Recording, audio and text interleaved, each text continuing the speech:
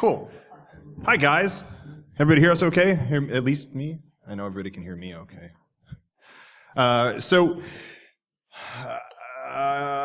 Personal intros, I guess. So that's us, as you can see, how we normally look. Oh, good. That's all messed up. Why is that so messed up? This was working great up until right now, and that's how it works, right? Well, that's cool. Whatever. Anyway. You fixed it. Yeah. So months and months ago, BSides Nashville had hit me up, and they said, hey, BSec is really popular, and BSec is this meetup up in the Chicagoland area. It's a good group of meetups, and a lot more meetups are springing up all over the country, and we would like you to come down and talk about how to get a successful meetup rolling, because clearly you might know a thing or two about that. And I was like, let's do one better. I didn't want to just come down here and go, hey, BSec is the best thing ever, and our framework is the greatest way to success and the only way, and that's that. And anyone who disagrees with me, I will fight you. I said, why don't I get a bunch of... Thanks. So why don't I get a bunch of other people with different experiences who also have successful meetups, and we can sit down here and you can watch us fight about who's right, and then make your own decisions. And so what we've got going on here is, I'm Johnny Christmas, it's Chris Carlos on the end, and we are higher ups in the BSec paradigm. we take care of a lot of stuff that BSec needs taken care of. And Chris actually has a lot of seniority on me by probably about a year. I get credited as founding BSec a lot, which is patently untrue. I was somewhat late to the game. I just do a lot of stuff for them. Chris is... It's all fake seniority. It doesn't, there's right, no actual structure. It's just kind of like... You have an Right. Yeah. I'm just ridiculously prepared for stuff. It's got that like false modesty. It's like this, I'm not really in charge of anything, as he like brushes the dust off the placard that covers the vice president. Like, but don't worry, this is just... We're all just normal people here. I'm just more normal than most. Yeah. Yeah, and that's one of the best parts, I think, that makes BSec work, is there's not really any leadership. Nobody's in charge. It's just a bunch of people who get things taken care of, and we'll talk about that later. I brought in Kate, who does a lot for MySec, but won't admit it. They're up in Michigan. They've got a couple of meetups around the state, and they're fairly successful as well, and they do things a lot differently than BSec does. And so I wanted to bring her in so she could be like, that's dumb, you should do it this way. And yeah, and so that'll be cool to hear from her. And then Fletcher is from Wisconsin, and he's taking care of getting MilSec and MadSec rolling in Milwaukee and Madison, or just MilSec, I guess, but working with MadSec to make things happen. And they're just starting out and having a bumpy ride at it, but going well. And so I figured like he'd have a lot of growing pain stories to share, and things that have worked and things that aren't working and what they're trying. So we've got like the full gamut here, like two very different meetups that are working excellently, and then like the growing one that's getting started to kind of help you guys out. And that is us. So what we're going to do here is kind of just talk about, like, I'm going to walk through the BSec framework and go, here's what BSec does, and then everybody will tell each other that they're wrong, and then we can all laugh, and then we'll move on from there. BSec is made up of, right now it's four meetups around the Chicagoland area, Prime, Northwest, and East. Prime was the first one, and that one is second biggest now. It's consistently the largest. Consistently the largest. Average night in BSec Prime, we get 30 plus people. Yeah. This was like taken on January 7th, and this was just like who happened to show up that day. It's working really well. We get a lot of not only consistent members, but also, I can't remember the last time I came to one and we didn't have at least one new member, and one is low. I'd say 2 to 3, like, hey, just heard about this and we're coming in. The most recent meetup we started is BSec East, which is not in the burbs at all, it's in the city. And this was a picture from the very first day, and right out of the gate we were hitting double digits super easy. And that's not accidental. We plan a lot of this stuff out in advance. There's a lot of work that goes in ahead of time, and once you've got everything rolling and working consistently, it takes care of itself, and you pretty much don't have to do much of any work anymore. But up front, you really need to be dedicated to making this work, and that's the important part, because starting a meetup is like one of the most demotivating things you can do, because it'll be you and then some dude in sweatpants who doesn't even work at InfoSec, and you'll never want to come back, but you got to stick it out. So let's start off with the core of what makes BurbSec work as an InfoSec meetup, and kind of how it's different from a lot of other people's InfoSec meetups. One of our big things is we don't do dues. We don't ask anyone for money ever, and we work around that. We don't either, though.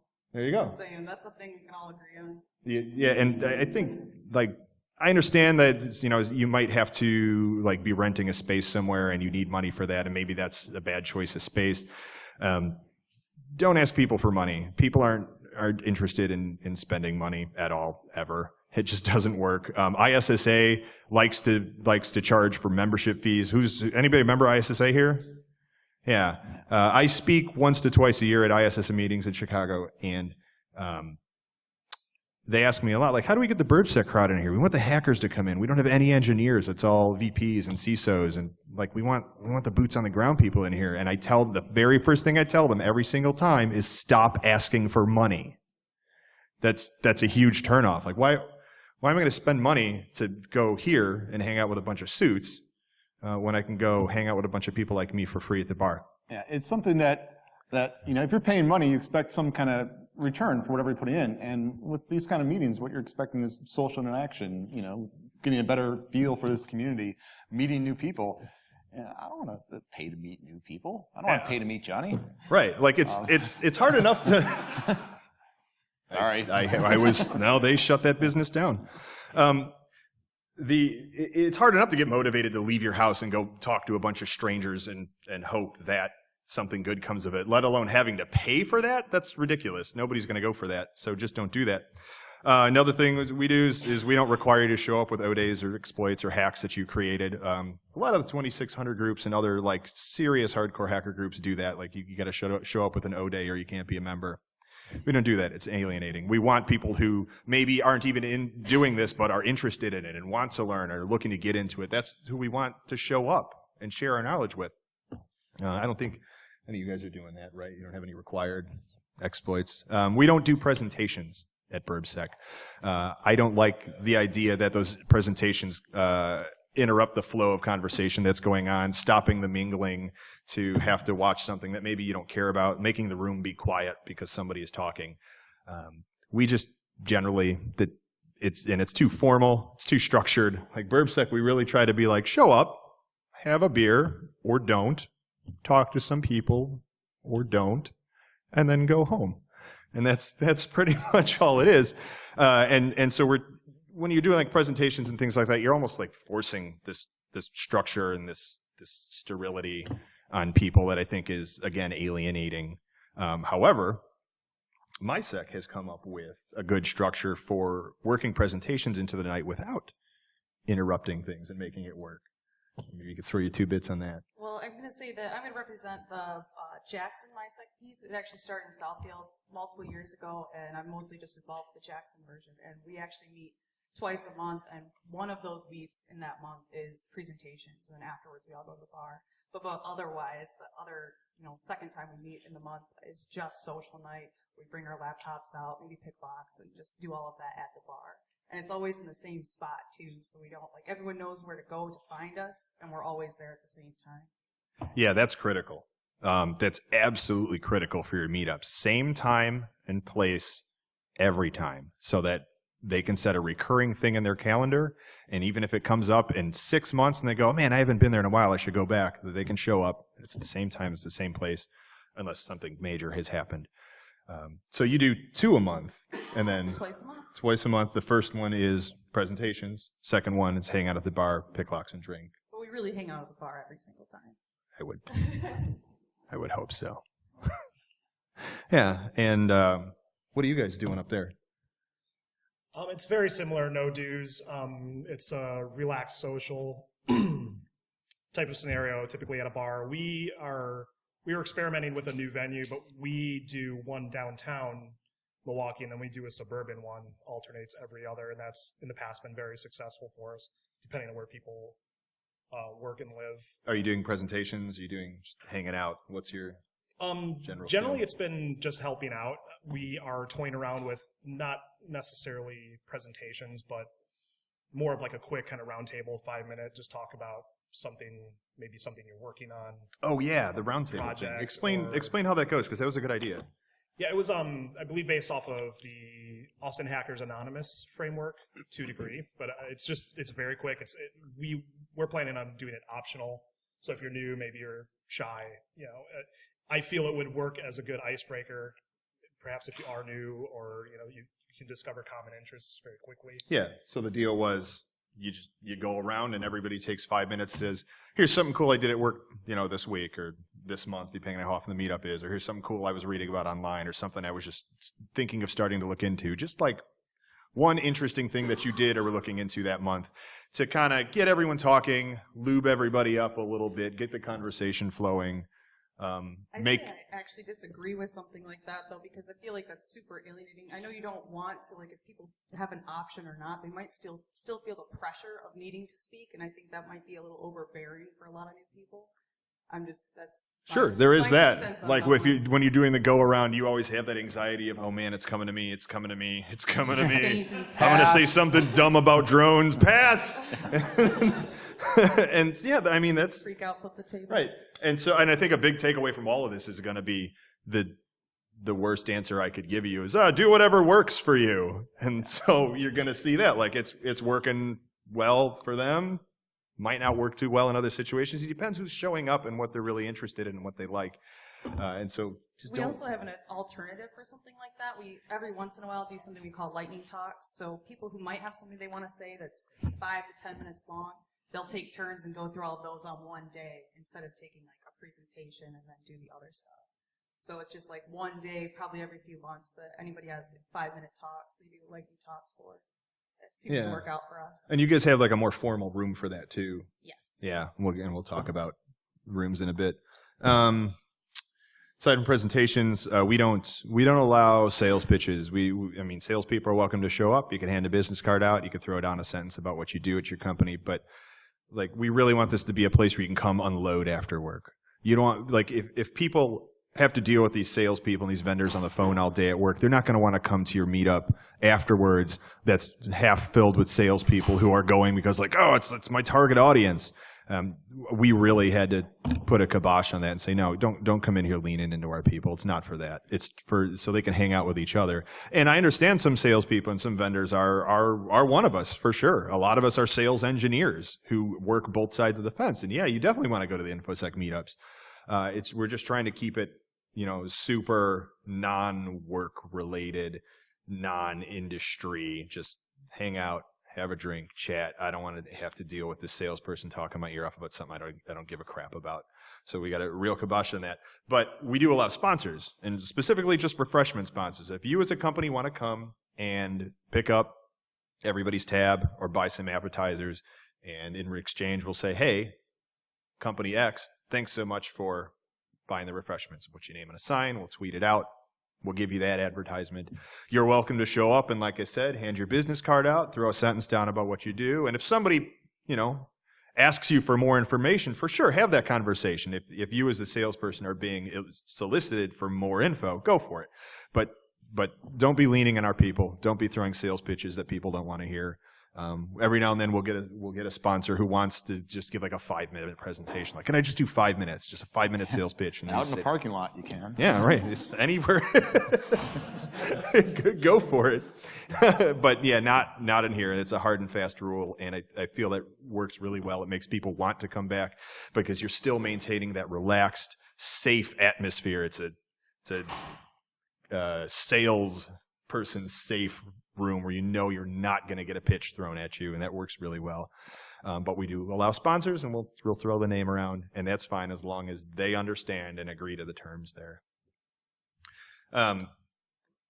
Going right into where your meetup should be. Let's talk about sponsors. What do you guys do? Sponsors? Doesn't really come up.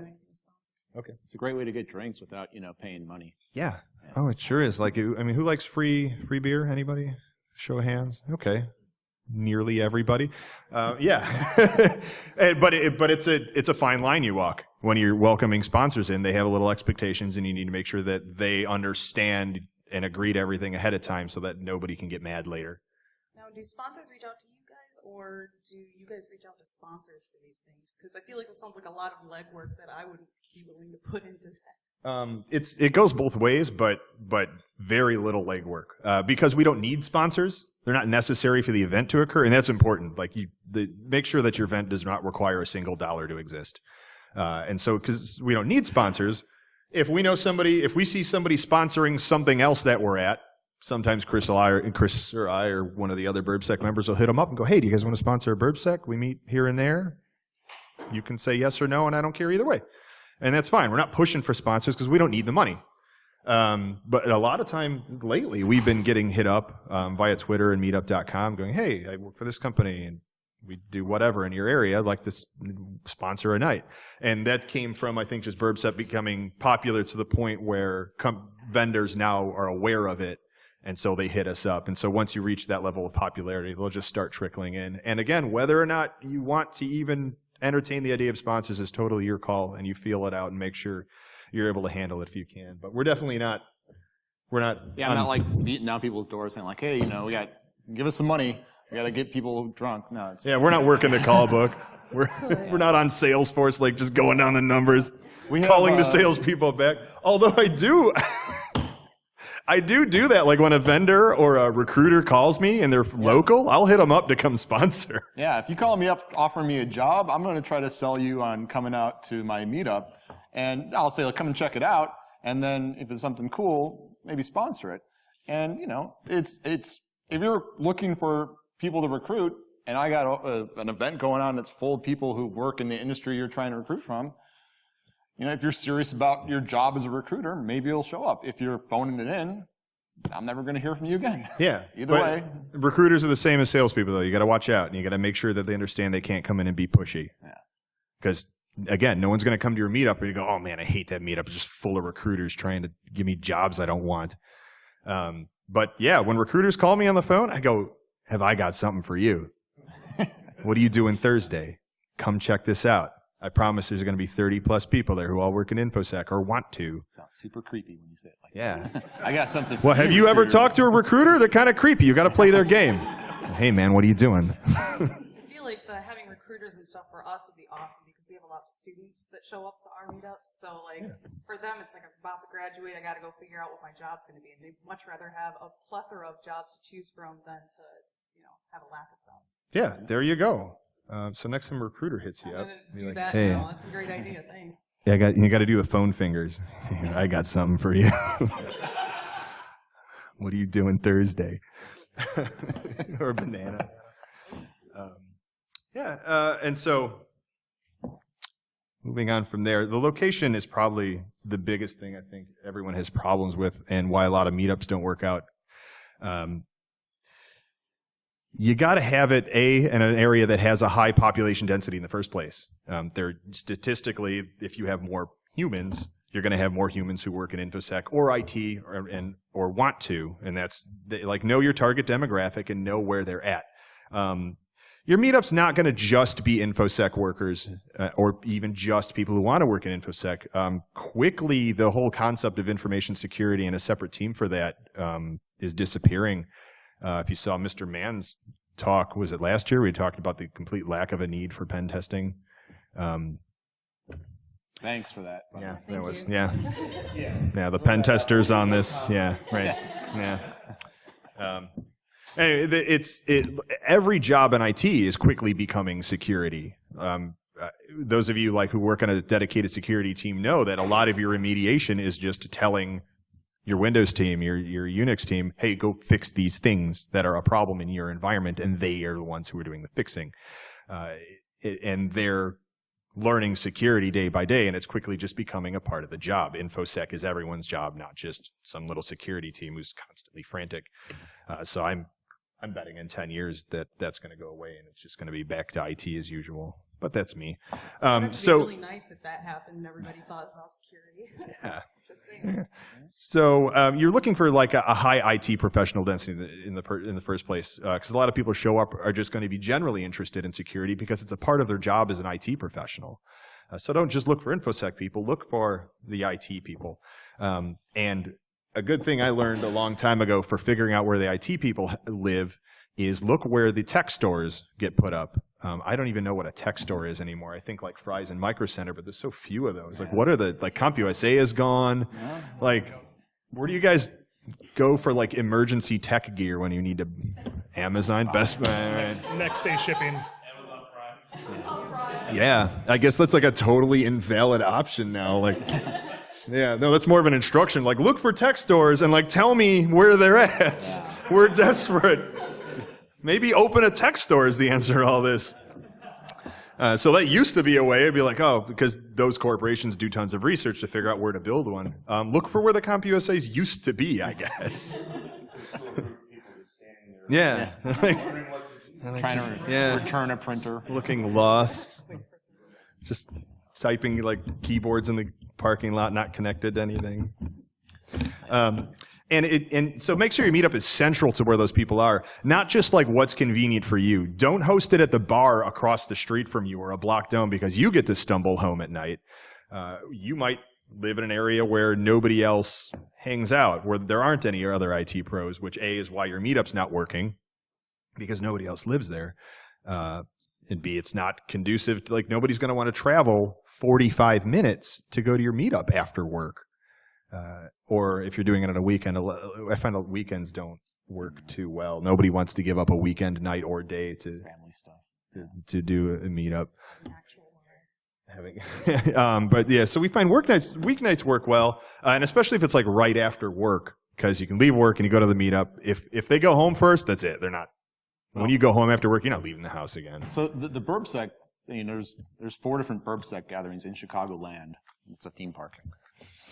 Each one is located somewhere where there's Fun.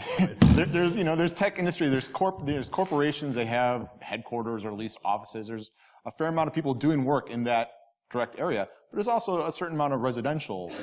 I mean, the Schaumburg area outside of Chicago where BSides Prime takes place. There's, Motorola's there, Zurich is there, Nielsen's there. A lot of corporations right there. And people will come over right after work. Yeah. And, at 6 o'clock, 5:30, people start showing up.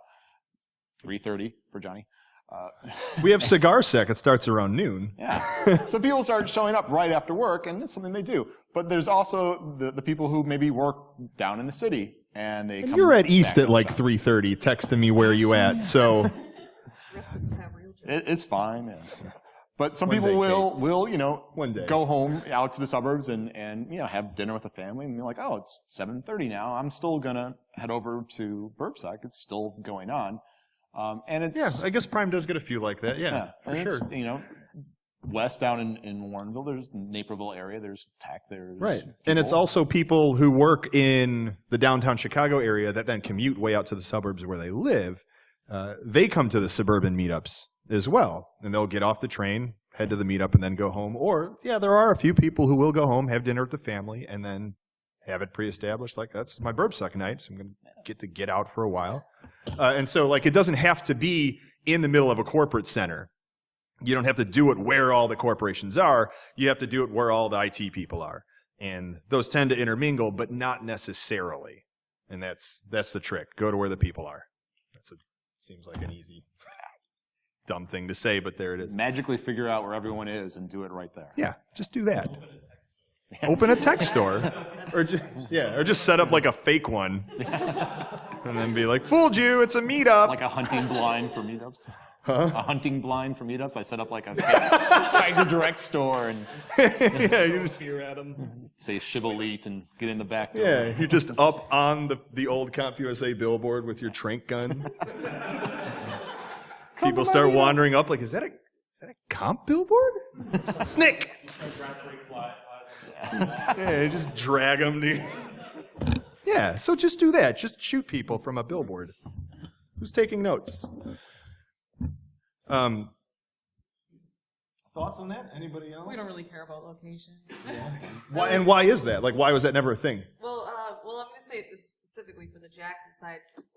We basically made it as convenient as possible for just being in our own building. We actually meet in our work building. So I go from my office and just go downstairs. And, Cheaters. And it's the laziest thing we could ever think of doing. And it's terrible to everybody who doesn't work there because we have to sign them in and get them all. It's miserable. Ew. No, we can't. And there's not even beer. We can't drink anything. Yeah, I told you they're That's why we'll they're go to the very bar different from us. Afterwards, go to the bar. And I think that's, I've tried to convince them to move it to some place that's more, I don't know, like on campus or something like that, but it hasn't happened yet, and I'm not sure it's going to, but that's kind of like out of my hands. So do you get mostly people who work for your company, and it's just really I your would say company's yes. meetup? Well, sure.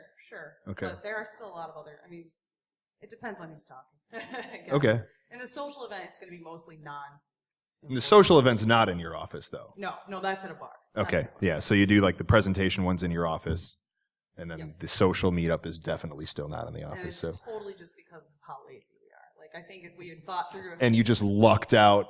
But if if you're doing it in your office, you're obviously probably in a tech center of the city. At least in our city, yeah. Yeah, so We're spoiled Still- for choice up in Chicago. The traffic of getting around all the different places makes it practical to have 4 different BSides going on every month. right, and it's really easy for us coming from Chicago to be like, oh, you just do whatever, and it's fine. There's a trillion people wherever you go. You may And have that's why I one wanted to- choice in your town, and then Right, like, that's why I everyone wanted to can bring easily other get people there. to be like, what did you guys do? Because it's not The as easiest option. yeah, all right. So you shut up. I think our meetup is kind of in a in-between point where Milwaukee, Wisconsin, it's a big enough metro area where you have a lot of the issues such as parking that the bigger cities have, but it's not quite obviously quite as big as Chicago, where you're going to have a lot more options or need 4 different ones.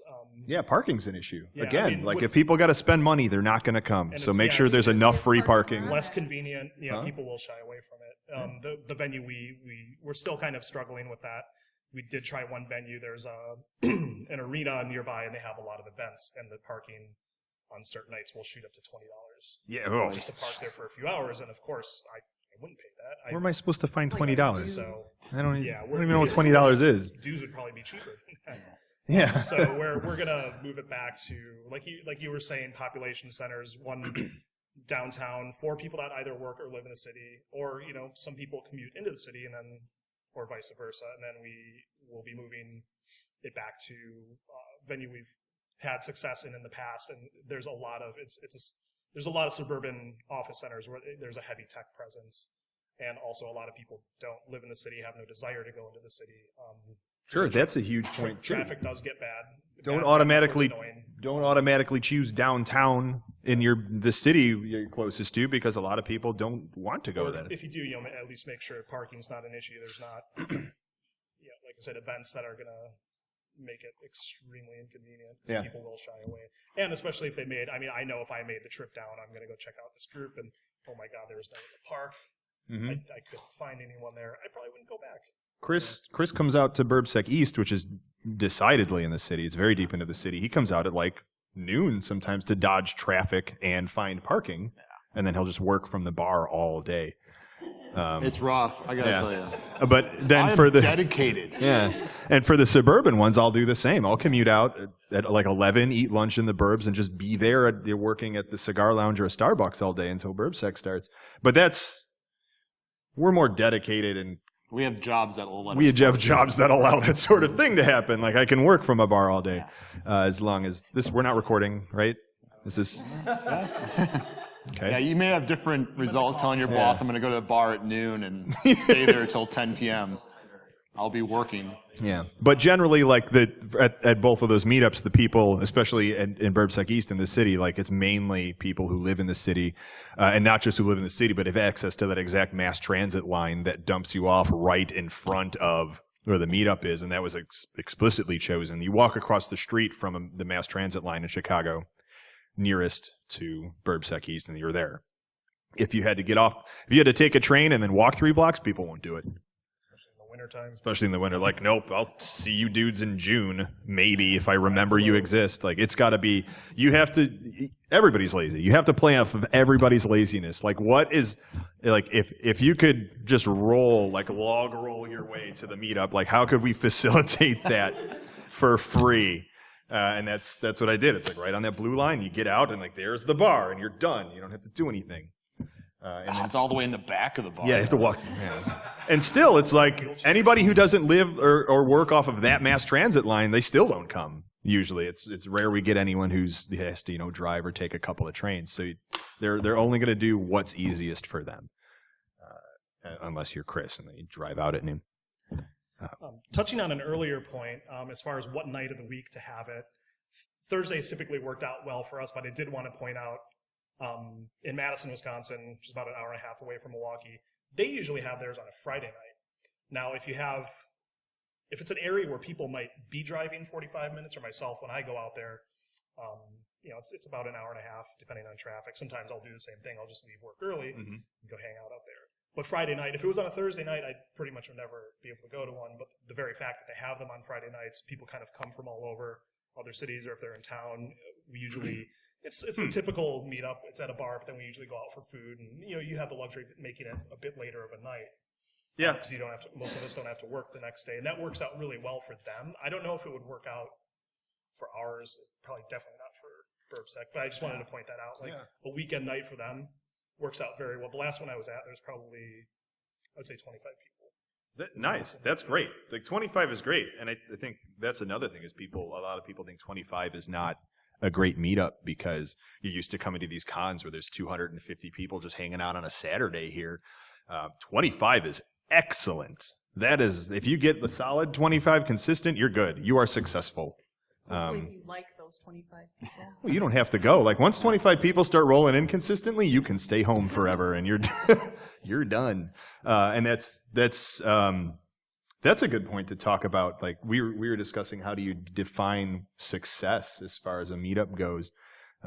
Kate brought that up and we were all just like, and About she thought we were just implying numbers. Like what, when you hit 100, then you're successful? And it's like, no, because BSides North has 8 to 12 consistent people, and they are a solid group. It's the same people all the time. And they are dedicated, and they come every month, and they love it, and they love hanging out with each other. They got like T-shirts made. They got T-shirts, yeah. Like they're a solid group, and so it's not about numbers. It's about T-shirt sales. Kind of like making a cult, a little bit. Yeah, it's about rivalry with other BSides. Like if we have the annual fight club. But that's an advanced topic. We'll get to that. That'll be next year. The day that I mean, when we were first spinning BSides up and figuring out like when we were going to do it, we went with Thursday because a lot of bars and restaurants, Friday, Saturday, Sunday is when they're making their money, and so you can say like, hey, so we want to have our event at your location on Friday night. We might roll in with like 5 people. It might be 50.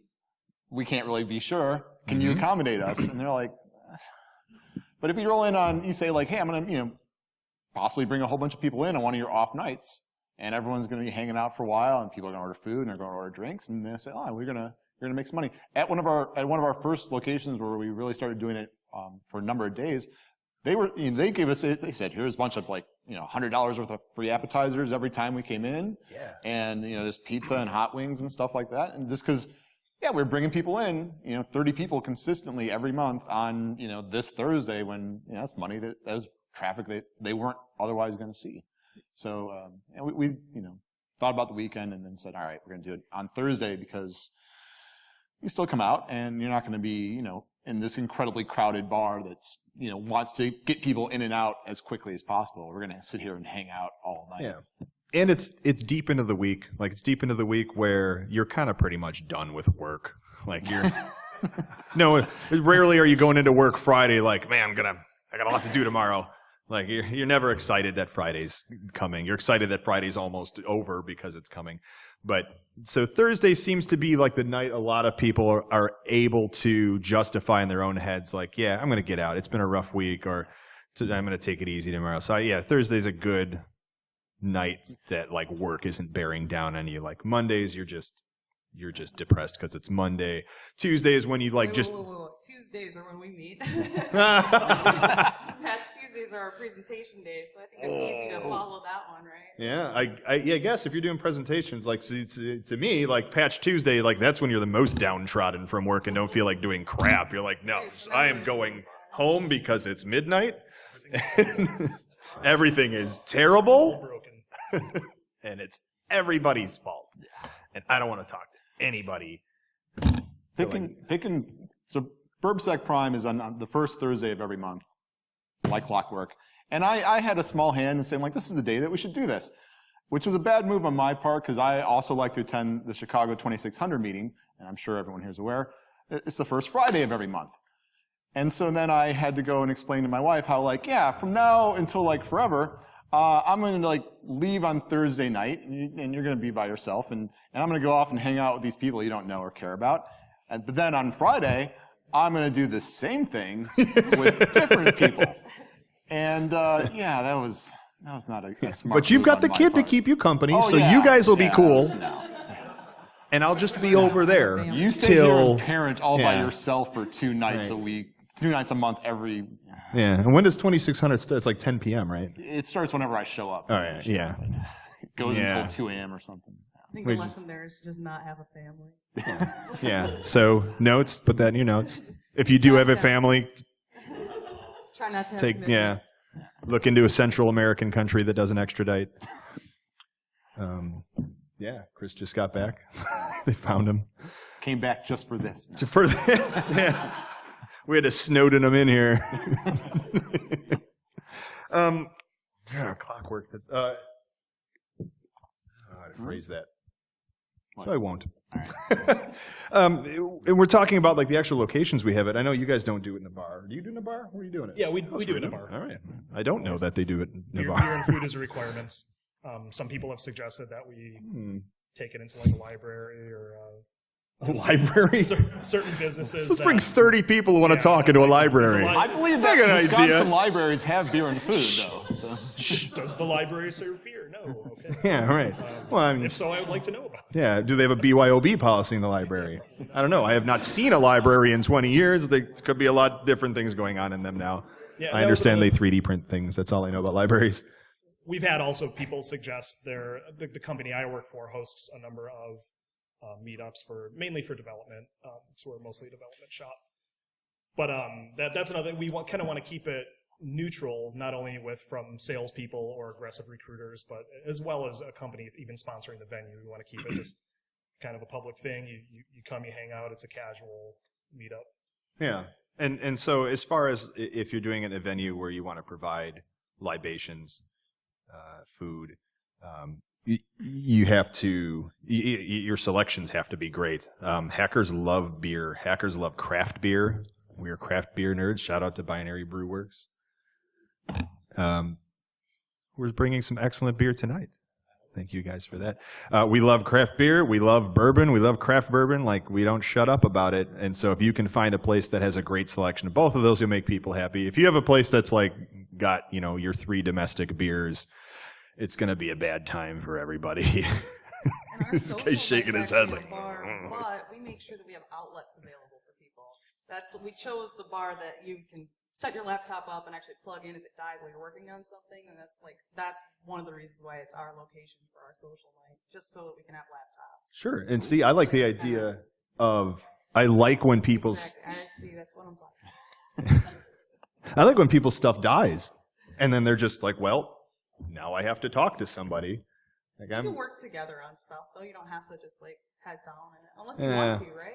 I think at Prime we used to get a lot of laptops and you get a lot of head down people until maybe 8 and then they'd wrap it up and it was, I don't know. And again, whatever works for your people, whatever your people like, enable that and make it comfortable for them. And if they all want to bring laptops and work on stuff and eat outlets, make sure that there's a place that has outlets. Absolutely. I would say if people are working on something and they're excited to share it with other people, they don't want to do it in a presentation thing. You kind of get to go to a bar, show everybody stuff on your laptop, talk about it while you're sitting there. I feel like Sure. it's not like everybody's got a laptop out. It's just someone's excited to talk about something, and that's the avenue they want to take.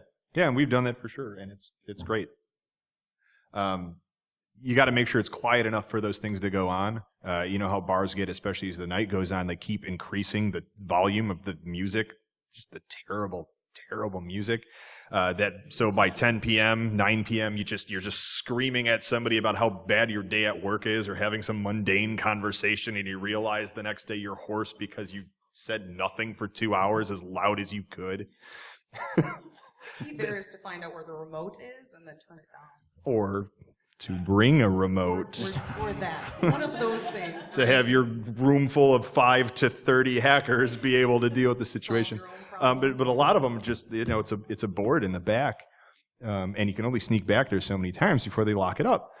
Except to pay them or something. And before then they weld the cage closed because you kept unlocking it. And we actually had to change a venue for Prime, which is something terrible to do. Like, that is traumatizing for your attendance if you switch venues, because you don't really have like a primary means of contacting it. You don't have like a phone list, and no one's going to call her and go, just let you know we switched the venue. You're going to lose some people when you change. And we just had a venue that got so bad. That used to be great. They used to love us. The staff was amazing. The staff was totally cool with handling the fact that we can come in and be like, we might have 5, we might have 40. That's the best answer I can give you. Are you cool with that? And usually we pick bars a lot because bars are used to that. Bars deal with randos showing up in and out and needing separate checks. Separate checks is critical. You can't, don't do group checks, because whoever's last is getting screwed. Or you're spending 40 minutes just figuring out who got what. The group checks are the worst. So your place has to be cool with randos punching in and out all night, cool with tiny to huge groups randomly, and separate checks. And we never had too much trouble finding that. But on occasion you do. They're like, no, we do one check per table. And sorry, we'll take our 40 people somewhere else. But the staff was great, fast, efficient, took care of everybody, loved us, loved that we came because we brought a bunch of people, and the staff is making great tip money. But then, they just started changing. They had a management change. They started doing that thing where they're cranking the music up, and they were short-staffing us on Thursdays because they're like, get rid of you. Oh, maybe. it felt like it. And worked besides us, there was nobody there. It's like, why? And then it worked. It's like, yeah, if you want to get rid of a meetup. Yeah, we weren't just passive aggressive, oh, it's angry and loud in here. No, we were telling them can you please turn the music down? We just want to talk. Yeah. And the staff were like, oh yes, not noticeably any quieter. And then next month the same thing. And all right, eventually, the clueless boyfriend, we got the hint. And right. Got the cold shoulder. she ain't calling me back ever. Yeah. Not good. Every time I call her, I get the outgoing message that's Def Leppard at full volume. All right, you know what? I'm done. And that's another key point. Work with the venue. Don't be some parasite that the venue has to deal with once a month or twice a month or whatever you do. Work together. You're helping this venue out by bringing a lot of people in. They're going to help you out by making sure that those people like coming, so they keep coming. And it's very symbiotic, and you have to do that. And if the venue's just not willing to work with you, sometimes you got to move, and it sucks. But then sometimes you find an even better place, which is really cool. We're now in an arcade. That's super. Yeah, we're in an arcade that has it's owned by Namco, and it's a pilot restaurant where they have arcade, bowling alleys, really, really good food, decent beer and liquor selection. And the management there. Every month there was communication, how was the wait staff? We had a problem with the particular server that we had was just disappeared for 40 minutes or something like that. Management wants to know. And at this point, we get the same, I think we get the same wait staff. Yeah, we do. Much, every time. And so they know who we are, they know what to expect, and everything really works out well. But it's and that's where the work of BSides is coming in. Someone has to talk to management, someone has to call this restaurant. And that's where your leadership comes into play. And you should limit your leadership and your hierarchy to that. I'm a very big fan of anarchy. Nobody's in charge. Just some people need to be points of contact for outside sources. So the sponsors need someone to communicate with. The general manager of the restaurant needs someone to check in with and talk to, and someone on staff for your meetup needs to be able to call out to them and go, hey, just a heads up, we're expecting a larger than normal group. And that person can be anybody. It doesn't have to be you as the founder. In fact, it shouldn't just be you as the founder, because you're going to get overwhelmed real quick.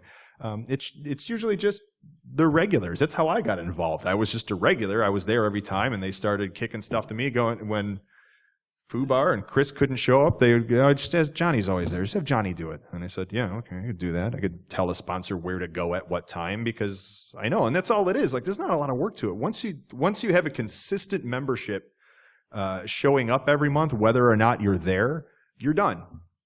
You're totally done. You don't need to do anything other than just keep the advertising rolling and just the notifications. But there's not a lot of work involved. Once you've got everything solid and in place, you just show up. Like I founded BSides East, and I've missed almost all of them this year, and there's been zero issues. I just had to designate somebody else because the guy I normally ask to do stuff couldn't be there either. So I had to find a third guy. And what did I do? The third guy who was always there all the time. And I called him. I was like, hey, there's a sponsor tonight. Can you just tell him the deal? And because he's there all the time, he knows the deal. And you're okay. And it's that easy. Like, don't do hierarchies. Don't do manager. Don't do VP of customer service. Director, I'm sorry. That's a made-up title, by the way. We actually do something, we call it adhocracy, but it's like if you're excited and you want to go do something and have fun with whatever the topic is that you're working on, you just take it and run it with it, right? So it's not up to like a hierarchy to decide what the next thing is going to be. And I know like we're starting up a workshop thing. We're actually going to have like a forensics workshop where people can go do that instead. And that's just somebody else's idea that they want to run with, and no one's going to stop them, and just kind of. Yeah, and I said there's a word for that. It's called anarchy. It is, but they call it adhocracy. Call it adhocracy. It sounds techie. I don't know. I didn't coin the term. Make words up and feel important. That's fine. I'm going to claim a copyright on that. Yeah, It's mine now. You heard it here. It's on film. Official. Great. Tell us about, like, because we're talking about like hosting in a bar and like the type of venue you need for that, and you're doing a bar. How's things working out for you? Where are you guys at? What's the ups and downs you've been seeing? What are the problems you've been having? Yeah, we decided to try to change the venue in December, and it's been mixed. What made you decide that? We decided we wanted we decided last fall just to try something different, because we wanted something with bigger tables so we could bring just gadgets or whatever people were excited and want to show, or sometimes we bring in locks for lock picking. But things we're noticing, as I mentioned earlier, that the parking situation, the menu, it's good as a novelty, but after you've been there 3 or 4 times, you're kind of like, I don't want any of this. Mm-hmm. So I think having a good menu, especially when people are coming from after work, you might be, very often I skip lunch, so I'm starving when I get there. And go there substantial to meal. Get dinner, and they want an actual dinner. And I want a few beers as well because due to stress. Because we're employed. But yeah, we're currently looking to have it at a bar, and we're looking to our previous venues because they do have separate areas. So as Johnny was saying, we're going to work with the management, talk to them, and just see if we're going to bring anywhere from 5 to 30 people consistently once a month. Would we be able to use this room? Let them know what we're about. So, but yeah, we definitely want to keep it at a bar, just for the beer and food aspect. But we kind of want to add maybe where it could be more of bring projects you're working on in, talk about it with other people. And a lot of times, if you're collaborating with other members, that's a great place to do it. You're both going to be there. Yeah. Schedules will line up. I do that a lot. I collab with a lot of people. They go, hey, you going to Prime? We'll talk about it at Prime. You're going to be at BSides next week? Let's just do it then. It's actually a great meetup place for working on stuff outside of work, like side projects. So you going to Prime? Yeah. All right, cool. Let's deal with it at Prime. So really to trick people to coming out to your thing. Yeah, right. Oh, you should go to Prime. Come on and talk to me at this thing I got going on. And all of a sudden they're hooked. Works out well. I want to talk about just advertising real quick because I really want to do some Q&A and address specific things that I think you guys are concerned with. So pretty cut and dry there. Twitter is just, that's the best success we've had as far as BurbSec goes, at least. Like whenever new people come in, I always make sure to ask them, how'd you hear about us? And do that. Survey your members. Figure out what's working. You need to talk to everybody. How'd you hear about us? And almost always they say Twitter. What about you guys? Yeah, we do mostly Twitter. We do have an email list because people do find our site. And there's really not much to our site other than we meet here. You can sign up for the list if you want. But how'd they find the site? Like, do you even know? Usually, yeah, Google. Okay. Just Milwaukee InfoSec.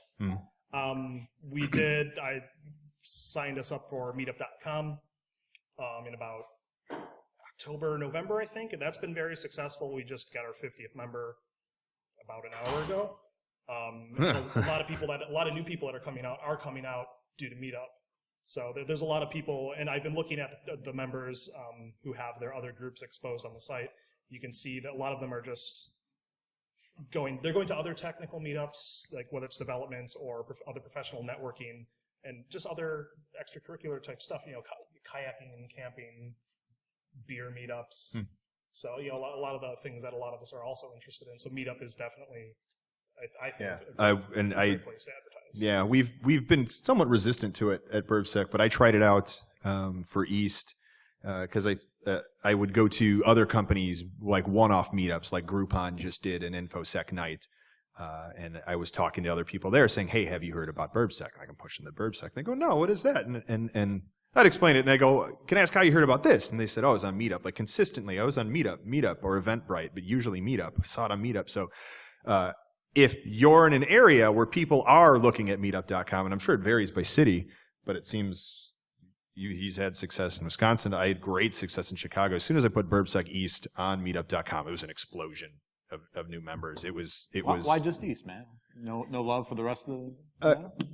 No, because next month will be that's another cool thing about the BurbSec network is they're all independently run however their members think it should be run. Like actually North likes to do presentations, even though like officially BurbSec doesn't do that. But I mean that's what your people want to do. Go for it. I don't care if you guys want to go on put Prime on Meetup. That's up to you. Yeah. You run that by. I'm not.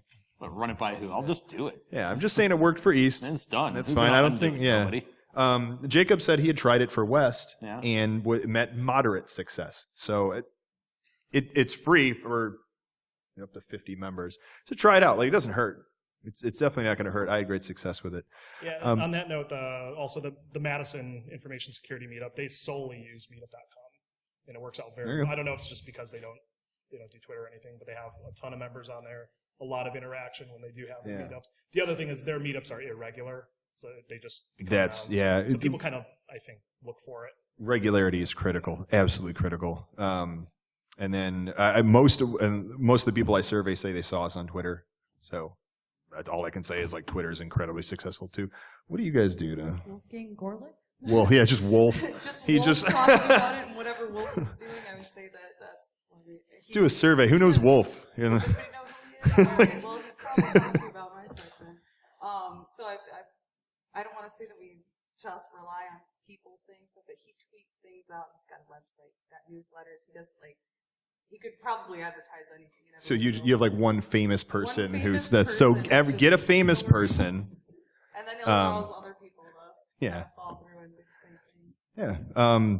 Chris and I are pen testers, and so we deal with a lot of we have clients. We're effectively contractors. And I'll talk to my clients all the time. Say, hey, guys, check out BurbSec, and I'll tell them like, hey, I run BurbSec East. Come hang out. If you guys want, sometimes I can get them to sponsor too. So don't be afraid to talk to your customers and your clients. Say, hey, why don't you come out to this meetup? If you got a particularly cool one, or like this guy's just really into it. I like this guy. I like his team. Like I really like what they're doing. They would like to. I think they would like this meetup. Tell them, hey, why don't you come on out? Check it out. Hang out. It's outside of work. We don't have to talk about work. Just talk about hacking, engineering, whatever. And then from there, just word of mouth gets you going. So let's we got a few minutes. Let's do some Q&A. Throw some hands up. Nothing. Cool. Grogs, what do you got? Have y'all had any problems with overlibation? Yeah, once that I can think of. Yeah, we were over-sponsored. I think. Over-sponsored. I'm thinking of what happened at Prime a few weeks ago with the strip club incident. It was a couple of years ago at Prime, but it was like one of the first times that we had sponsored, and a certain company came in and pretty much said, yeah, just, set like a time limit, like for the next like couple hours, I'm buying whatever you guys want to drink. Yeah. And this place had a lot of like... Right, and so we were buying the $15 beers. Yeah. The It's like, oh, I need a bomber of this 10.8%, and- like No. Chimay White all day. That was the last time that we did it in that particular fashion. Then we started saying, let's I had fun that night. I didn't think Yeah, it was a it problem. was great. I thank you, that company that I'm not naming for various reasons. Yeah. But that wasn't the best move overall. But yeah, generally, if you maintain some level of a professional air about the place, people keep themselves in check because they're adults and they're professionals. Every now and then, you're gonna get a weird straggler, but it's rarely been a problem. And we have huge groups. Kate has a story, apparently. Not really big time. I was gonna say, Saw if we that ever smile. had a night like that, I wouldn't have remembered. Yeah. Unfortunately. Invalid question. It might It's erroneous. be me. We Yeah, so if you don't know who the problem is, it's probably you. And I think, I wouldn't have remembered those nights, but I assume it happens. We get a rant. We just got a rando at Prime who just got like super trashed and went like full on like, let's all go to the strip club, guys, like that guy. But it was just that one guy, and there might be someone already at the bar who's already been there drinking and then sees a whole bunch of people and like, oh, they're getting free drinks. I'm going to go hang out with that group. yeah, And he's like, oh, yeah, I'm new. Sweatpants guy. But you followed him to the strip club then, right? Yeah, and I don't think we have time for that story, but it's excellent. And I'll tell that some other time. That was me and Aaron, pancakes. That was a good time.